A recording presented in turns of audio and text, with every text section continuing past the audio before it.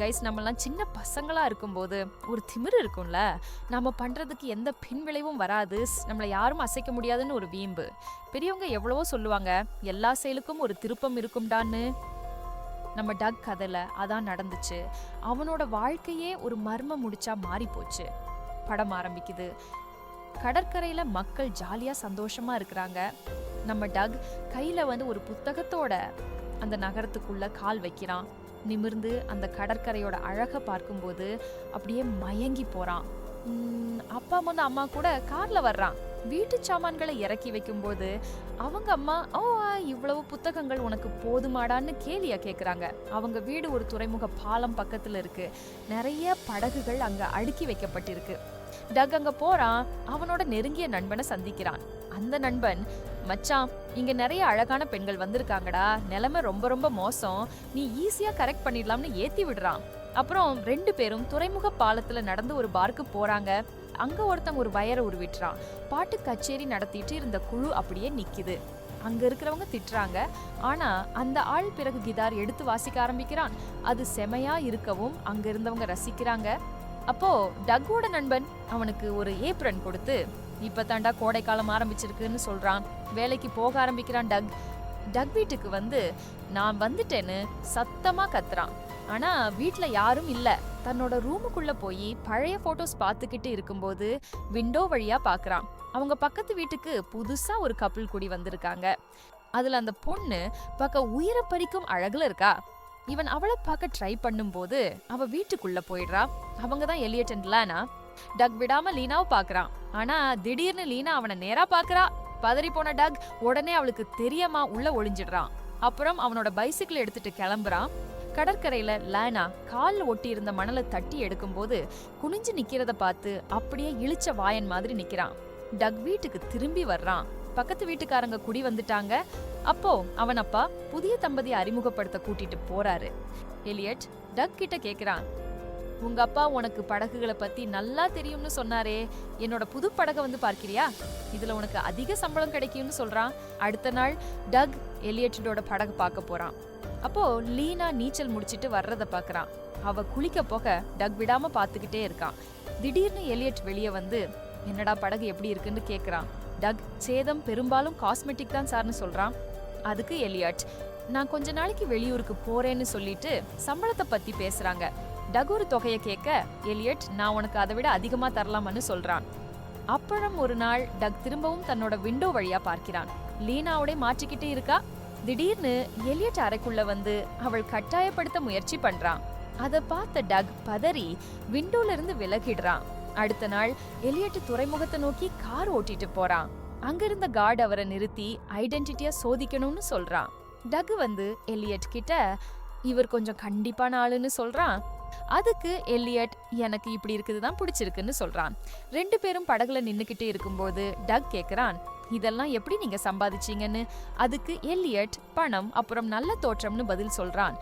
மறுநாள் எலியட் திரும்பவும் லீனா நடந்து வர்றத பார்க்கிறான். திடீர்னு ஒரு அலறல் சத்தம் கேக்குது. வெளியே ஓடி போனா லீனா காருக்கு பக்கத்துல நின்னுட்டு இருக்கா. உள்ள ஏதோ ஒரு பூச்சி இருக்குன்னு பயப்படுறா. டக் அந்த பூச்சியை எடுத்து கொன்னுட்டு காருக்கு சின்னதா இருந்த பழுதுகளை சரி பண்றான். லீனா பக்கத்துல வரும்போது அவனுக்கு கொஞ்சம் சங்கடமா இருக்கு. இதையெல்லாம் தன்னோட நண்பன் கிட்ட சொல்லும்போது அவன், எலியட்டோட கொஞ்சம் பத்திரமா இருடா, அவன் சும்மா இல்லைன்னு எச்சரிக்கை பண்றான். வேலையை முடிச்சிட்டு திரும்ப வரும்போது டகை லீனா அவங்க வீட்டு போர்ச்ல உட்கார்ந்து இருக்கும்போது சந்திக்கிறான். லீனா, வீட்டுக்குள்ள பூட்டிட்டு வெளியே வந்துட்டேன், உள்ள போக நீதான் எனக்கு உதவி பண்ணணும்னு சொல்றா. அப்புறம் இத நம்ம 2 பேருக்கும் இடையில மறைவாக வச்சுக்க சொல்லி கேக்குறா. ஏன்னா எலியட் அவள் கவனமா இருக்க சொல்லி இருந்தானாம். திடீர்னு மழை பெய்ய ஆரம்பிக்குது. லேனா ஒரு கல்லை எடுத்து பின்பக்க விண்டோவா உடைச்சிட்டு உள்ள போய் கதவை திறந்து விடுன்னு கேக்குறா. டக் அப்படியே செய்யறான். உள்ள போய் கதவை திறந்து விடுறான். லீனா அவனை உள்ள வர சொல்லி ஒரு பியர் கொடுக்கறா. 2 பேரும் பேச ஆரம்பிக்கும் போது லீனா உனக்கு காயம் பட்டிருக்குன்னு சொல்லி அதை கிளீன் பண்றா. அப்புறம் டக் லீனாவை கிஸ் பண்றா. அப்புறம் மன்னிச்சுக்கோ, அது நல்லா இல்லைன்னு சொல்றா. ஆனா அவ திரும்ப ஒரு தடவை முயற்சி பண்ணு, ஆனா இந்த தடவை இன்னும் நல்லா முத்தம் கொடுன்னு சொல்றா. 2 பேரும் நெருக்கமா இருக்காங்க. அடுத்த நாள் 2 பேரும் ஒரே படுக்கையில இருக்காங்க. டக் வீட்டுக்கு போறான். லீனா கூட இருந்த நேரத்தை நினைச்சு ஹாப்பியா இருக்கான். அப்புறம் நண்பனை பார்க்க போறான். அவன் நேத்து ராத்திரி உனக்கு ஃபோன் பண்ணா நீ போட்ட சத்தம் என்னோட வாய்ஸ் நோட்ல இருக்குன்னு சொல்லி டக் கிட்ட சத்தம் போட்டு காண்றான். அப்புறம் வேற சில பெண்களோடையும் வச்சுக்கன்னு சொல்றான். ஆனா டக் அதை பெருசா எடுத்துக்கல. அடுத்த சில நாட்களுக்கு டக் தொடர்ந்து லீனாவை பார்த்துக்கிட்டே இருக்கான். அவளுக்காக ஒர்க் அவுட் பண்ண ஆரம்பிக்கிறான். படகுல வேலை பார்த்துட்டு இருக்கும்போது லீனா திரும்பவும் அங்க வந்து என் கணவர் என்ன உன்னை சரி பார்க்க சொல்லி அனுப்பினாருன்னு சொல்றா. 2 பேரும் படகுக்குள்ள ஏறி லீனா படகோட மூட சொல்லி அவனை மயக்க ஆரம்பிக்கிறா. பட் 2 பேரும் திரும்பவும் ஒன்னா இருக்காங்க. அன்னைக்கு ராத்திரி டக்பால வேலை பார்த்துட்டு இருக்கும்போது லீனாவும் அவளோட கணவரும் அங்க வர்றத பாக்குறான். அவன் நண்பன் பின்னாடி வந்து ஒரு 2 பெண்களை காட்டி இன்னைக்கு ராத்திரி செமையா இருக்கும்டான்னு சொல்றான். அடுத்த நாள் டக் தன்னோட பைசிக்கிள்ல போயிட்டு இருக்கும்போது எலியட் தன்னோட கடைக்கு பக்கத்துல காரை நிறுத்துறத பார்க்கிறான். இவனுமே கடைக்குள்ள போனா அங்க லேனா இருக்கா. 2 பேரும் பின் கதவு வழியா வெளியே போய் ஒன்னா இருக்காங்க. ஆனா எலியட் உள்ள வந்து லேனாவை தேடவும் 2 பேரும் நிறுத்திடுறாங்க. லேனா டாக கிஸ் பண்ணிட்டு உள்ள போயிடுறா. கொஞ்ச நேரம் கழிச்சு எலியட் டக் சரி பண்ணிட்டு இருந்த படகை இன்ஸ்பெக்ட் பண்றான். நீ ரொம்ப கவனமா வேலை பார்க்கிற, உன்னை பார்க்கும்போது என்னையே பார்க்கிற மாதிரி இருக்குன்னு சொல்லி நான் நகரத்தை விட்டு வெளியூருக்கு போறேன்னு சொல்றான். இந்த சந்தர்ப்பத்தை பயன்படுத்திக்கிட்ட டக் லீனாவை சந்திக்க போறான். 2 பேரும் ரொம்ப நெருக்கமா பேசிட்டே இருக்கும்போது லீனா அவனுக்காக ஒரு போன் எடுத்து கொடுக்கறா. எலியட் ஒரு சந்தேக பேர் வழி, அதனால இந்த போனு நம்ம பேசிக்க உதவும்னு சொல்றா. டக் சமையலறைக்கு ஓடுறான். லீனாவும் பின்னாடி போறா. ஆனா அவங்க 2 பேரையும் அந்த தோட்ட வேலையால் பார்த்துடுறான். கொஞ்ச நேரம் கழிச்சு டக் திரும்பவும் துறைமுகத்துக்கு போறான். அங்க எலியட் அவரோட படகு பக்கத்துல நின்னுட்டு இருக்கான். டக் கொஞ்சம் தயக்கத்தோட படகை நோக்கி நடக்கிறான். அங்க லீனாவும் இருக்கா. படகு கடல்ல நல்லா போகுதான்னு சோதிக்க படகை எடுத்துட்டு போக சொல்றான் எலியட். படகு ஓட்டிட்டு இருக்கும்போது ஒரு மரத்தூண் தாக்கும்போது எலியட் குனிஞ்சு தப்பிச்சுக்கிறான். அப்புறம் எலியட் டக் கிட்ட உனக்கு கேர்ள் ஃப்ரெண்ட் இருக்காளான்னு கேக்குறான். டக் ஆமா இருக்கான்னு சொல்றான். திடீர்னு படகோட என்ஜின் ரிப்பேர் ஆகுது. அதை பார்க்க எலியட் உள்ள போறான். அந்த நேரத்தை பயன்படுத்தி லீனா நான் எலியட்டை டிவோர்ஸ் பண்ணலாம்னு யோசிக்கிறேன்னு சொல்றா. எலியட் வெளியே வந்து இதை சரி பண்ணுன்னு டக்கு கிட்ட சொல்றான். அன்னைக்கு ராத்திரி லைனா அழுதுகிட்டே டக்குக்கு கால் பண்றா. என்ன எலியட் அடிச்சிட்டு அவன் வேலை விஷயமாக போயிட்டான்னு சொல்றா. டக் ஹாஸ்பிட்டலுக்கு ஓடி போய் நீ போலீஸ்க்கு சொல்லணும்னு சொல்றான். ஆனா லைனா அவன் தடுத்து 2 பேரும் வீட்டுக்கு போறாங்க. கொஞ்ச நேரம் கழிச்சு டக் வேலை பார்த்துட்டு இருக்கும்போது லீனா போன் பண்றா. அவ கடற்கரைக்கு பக்கத்துல வெயில் சன்பேத்திங் பண்றா. அவன் அங்க வர சொல்லி கூப்பிட்டு 2 பேரும் ஒரு படகுல ஒன்னா இருக்காங்க. லீனா உன் கூட இருக்கும்போது எனக்கு சுதந்திரம் கிடைச்ச மாதிரி இருக்குன்னு சொல்றா. அப்புறம் எலியட்டோட முதல் மனைவி பத்தி சொல்றா. அவங்க 2 பேரும் இன்னும் கோர்ட் வழக்குல இருக்காங்களாம். டகோட நண்பர்கள் இவனோட நடவடிக்கையை பத்தி கேக்குறாங்க. நீ ஒரு பொண்ணோட திரியற, யாரு அதுன்னு. ஆனா டக் அத பெருசா கண்டுக்கல. அப்புறம் வீட்டுக்கு போறான். எலியட் திரும்பி வந்துட்டான். திடீர்னு லீனா கிட்ட இருந்து ஒரு கால் வருது. பதறி ஓடி போய் லேனாவை தேடுறான். ஆனா லேனா அவன் பின்னாடி நின்னுட்டு இருக்கா. உடனே வீட்டுக்கு வான்னு சொல்றா. டக் அவங்க வீட்டுக்கு ஓடுறான். அங்க எலியட்டும் லீனாவும் சண்டை போட்டிருக்காங்க. லீனா ஏதோ ஒரு பொருளால அவன் தலையில அடிச்சிருக்கா. எலியட் செத்து கிடக்குறான். லீனா உதவிக்காக டக் கிட்ட கேக்குறா. நான் சிக்கல்ல மாட்ட கூடாது, இப்போ என்ன பண்றதுன்னு. டக் 2 பேரும் சேர்ந்து இதை சமாளிக்கலாம், இப்போ சாதாரணமாக இருக்கணும்னு சொல்றான். டக் மதுக்கூடத்துல வேலைக்கு போறான். வீட்டுக்கு வரும்போது லீனா அவங்க அம்மா அப்பாவை சந்திக்க வந்திருக்கா. 2 பேருக்கும் நடுவுல ஒரு சங்கடமான உரையாடல் நடக்குது. டக் தன்னோட அறைக்கு போறான். அன்னைக்கு ராத்திரி அவன் லீனா வீட்டுக்கு போறான். இனிமே நான் இந்த வீட்டுல தங்க முடியாதுன்னு சொல்லி அவங்க அப்பா அம்மா வீட்டுக்கு போயிடுறா. டக் இது ஒரு விபத்து மாதிரி காட்டலாம்னு சொல்றான். ஆனா லீனா அது நடக்காதுன்னு சொல்றா. அதனால டக் ஒரு புதிய திட்டம் போட்டு எலியட்டோட உடலை அவரோட படகுல எடுத்துட்டு போறான். லீனா கிட்ட போலீஸ் கிட்ட சண்டை போட்டதாகவும் எலியட் வீட்டை விட்டு போனதாகவும் சொல்லுன்னு சொல்றான். படகு புறப்பட போற நேரத்துல ஒரு செக்யூரிட்டி கார்டு டக்கா ஹார்பர்னு கூப்பிட்டு பார்க்கிறான். ஆனா டக் எலியட் மாதிரி நடிச்சு படகு எடுத்துட்டு போயிடுறான். காலையில போலீஸ் வந்து விபத்து நடந்த மாதிரி விசாரிக்கிறாங்க. போலீஸ் லீனா வீட்டுக்கு வர்றத பார்க்கிறான். டக் கப்பல்ல இருந்த ஒரு மரத்துண்டை பயன்படுத்தி எலியட் தலையில இன்னொரு காயத்தை ஏற்படுத்தி அப்புறம் ஆல்கஹால் சிகரெட் வச்சு படகுக்கு தீ வச்சுட்டான். டக் தன்னோட இயல்பான வேலைகளை தொடர்றான். அப்போ மது கூடத்துல போலீஸ்க்கு சர்விங் செய்யும் போது அவங்க அந்த சம்பவத்தை பத்தி பேசுறத கேக்குறான். ஆமாடியஸ்டோ அப்புறம் ஒரு பொண்ணு நகரத்துக்கு கார்ல வர்றத காட்டுறாங்க. அவ போலீஸ பார்க்க போறா. எலியட்டுக்கு ஒரு பெரிய இன்சூரன்ஸ் ஃபண்ட் இருக்கு, அது இப்போ லீனாவுக்கு போக போகுது. அதனால ஏதாவது குழப்பம் நடந்திருக்கான்னு விசாரிக்கிறாங்க. அந்த விசாரணை அதிகாரி லேனா கிட்ட எல்லாத்தையும் பத்தி கேக்குறா.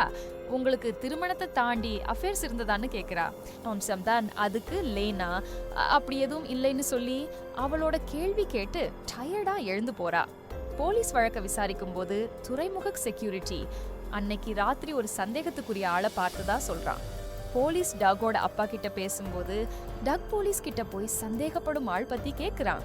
அதுக்கு போலீஸ் அன்னைக்கு ராத்திரி எலியட்ட பார்த்த மாதிரி இருந்துச்சு, ஆனா வேற யாரோ கூட இருக்கலாம்னு சொல்றான். முன்னாடி வந்த அந்த இன்சூரன்ஸ் ஆபீசர் கிரைம் சீன் நடந்த இடத்த பார்க்க வீட்டுக்கு போறா. அங்க டக் முதல்ல லேனாவை சந்திச்ச அன்னைக்கு உடைஞ்ச கண்ணாடிய கண்டுபிடிக்கிறா. போலீஸ் டக்கோட நண்பனை விசாரிக்க அவன் டக் ஒரு பொண்ணோட திரியறதா சொல்றான். இதை கேட்டு டக் கோபமாகி அங்கிருந்து போறான். அன்னைக்கு ராத்திரி அந்த அதிகாரி டக் வீட்டுக்கு வந்து லீனா அவங்க வீட்டுக்கு வந்த ராத்திரி பத்தி விசாரிக்கிறா. அப்புறம் டக்கா பார்க்கணும்னு சொல்றா. இந்த நேரத்துல டக் பயந்து போய் லீனாவுக்கு கால் ட்ரை பண்றான். ஆனா அவங்க அப்பா அம்மா திரும்பி வர்றதை பார்த்து காலை கட் பண்றான். டக் போலீஸ் ஸ்டேஷன் சில கேள்விக்கு பதில் சொல்றான். அதிகாரி எலியட்டுக்கும் லீனாவுக்கும் நடுவுல இருந்த உறவு பத்தி கேட்கிறா. அதிகாரி டக் கிட்ட இருந்து உண்மையை வர வைக்க முயற்சிக்கும் போது அவங்க அம்மா குறுக்கிட்டு என் மகனை நீ சும்மா குற்றம் சாட்ட நான் விடமாட்டேன்னு சொல்றா. டக்குக்கு லீனா கிட்ட இருந்து ஒரு தகவல் வருது. அந்த படகு ரூம்ல சந்திக்க சொல்றா. லீனா நம்ம கொஞ்ச நாள் பிரிஞ்சு இருக்கணும்னு சொல்லிட்டு கிளம்பிடுறா. டக் வீட்டுக்கு வரும்போது அந்த அதிகாரி திரும்பவும் வந்திருக்கா. உன்னோட கை ரேகை மவுத் ஸ்வாப் டெஸ்ட் எடுக்கணும்னு சொல்றா. டக்கா கார்ல ஏத்திட்டு அதிகாரி அவனை கடுமையா விசாரிக்கிறா. ஆனா டக் பதில் சொல்லல. டக் இந்த நிலைமைய அவனோட நண்பனுக்கும் பேரண்ட்ஸுக்கும் சொல்றான். இதுக்கு நடுவுல அதிகாரி கொடுத்த பிளட் டெஸ்ட் போலீஸ்க்கு கிடைக்குது. டக் நிரபராதி என்பதை நிரூபிக்க ட்ரை பண்ணும்போது லேனாவால எல்லா தடையும் உண்டாகுது.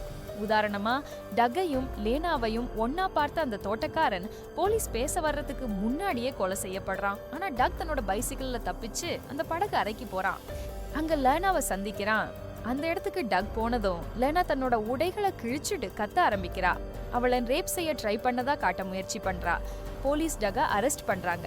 அவன் போலீஸ் கிட்ட உங்களுக்கு என்ன தெரியும், என்னோட மரியாதையை நான் தான் காப்பாத்தணும்னு சொல்றான். அதனால ஒரு போலீஸ் அவன் விட்டுட அவன் லீனாவோட மோட்டலுக்கு ஓடி போய் அவளோட போனை எடுக்க ட்ரை பண்றான். ஆனா அவன் போனை தேடிட்டு இருக்கும் போதே லீனா வெளியே வர்றா. கூடவே அந்த அதிகாரியும் உள்ள வர்றா. டக் அவகிட்ட அந்த போன் தான் என்னோட நிரபராதித்தனத்துக்கு முழு ஆதாரம்னு சொல்றான். அந்த ரெண்டு பெண்களும் வெளியே போகும்போது டக் கவனிக்கிறான். ரெண்டு பேருக்கும் ஒரே மாதிரி பச்சை குத்தி இருக்கு. அப்பதான் டக்குக்கு புரியுது, அந்த அதிகாரி தான் லீனாவோட காதலி. அவ ஆரம்பத்துல இருந்தே துணையாக இருந்திருக்கா. எல்லா விஷயங்களும் அவனுக்கு கண்முன் வந்து போகுது. நான் ஒரு சாதாரண பகடக்காய் தான், ஒரு பெரிய சூழ்ச்சியில நான் மாட்டிக்கிட்டேன்னு புரியுது. முதல்ல லீனா டக மாட்ட விட்டுட்டு போயிடுவான்னு தோணுது. ஆனா கடைசி நேரத்துல அவனை காப்பாத்தணும்னு ஒரு காதல் வெளிப்பாடா அந்த போனை அங்கே விட்டுட்டு போறா. அந்த போன்ல தான் டக்குக்கு தேவையான ஆதாரம் இருக்கு. அப்புறம் அந்த ரெண்டு பெண்களும் எலியட்டோட இன்சூரன்ஸ் மணியா எடுத்துட்டு ஒரு பிளேன்ல பறந்து போறத காட்டுறாங்க. டக் வாய்ஸ் ஓவர்ல சொல்றான், நான் கடைசியில சிறைக்கு போனேன், ஆனா குறுகிய கால தண்டனையோட தான். லீனாவும் அவளோட காதலியும் இன்னமும் தலைமறைவா இருக்காங்க. ஒருவேளை திரும்பவும் அந்த சந்தர்ப்பம் வந்தா நான் இதே தான் பண்ணுவேனான்னு கேள்வியோட படம் முடியுது.